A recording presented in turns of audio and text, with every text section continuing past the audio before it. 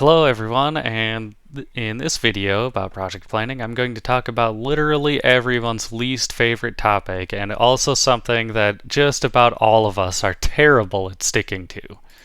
That, of course, is the budget. So,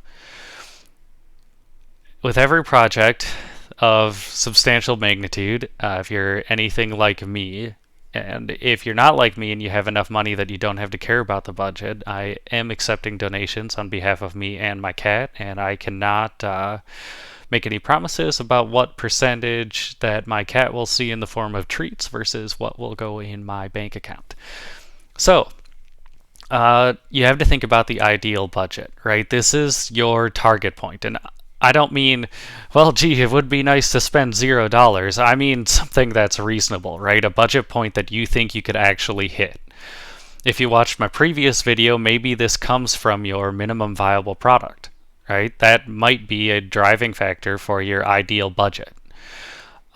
Maybe the ideal budget comes from primarily parts costs, right? Like, it sure would be nice if I had bought lumber last year at this time instead of trying to buy it today at this time. So that could affect your materials cost a lot. So ideal might be, in this case, if the lumber prices returned back to normal rather than being inflated like they are now. Your maximum budget is literally what you're comfortable spending, whether that's driven by the actual amount of money in your wallet or bank account, or it's driven by what you define to be reasonable. Doesn't matter. It's your maximum budget that you're willing to spend on the project in one go or to get it up and running over time. Then there are maintenance and operating costs. Maintenance costs would be, for example, I'm looking at home security systems. Maintenance costs may be if I get $10 cameras and put them outside and have to replace one every week, that would be a potential maintenance cost, right? That's a notable cost to keeping my security system up and running.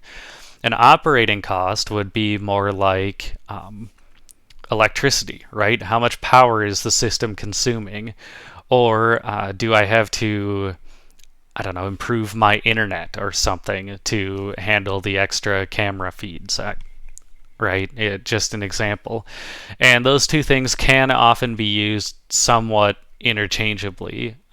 I prefer, when I'm looking at it, to differentiate them like that. An operating cost is mostly just a cost of day-to-day operation. A maintenance cost is going to be the cost of fixing something or updating something. So those are all, when you're budgeting, those are all important things to keep in mind.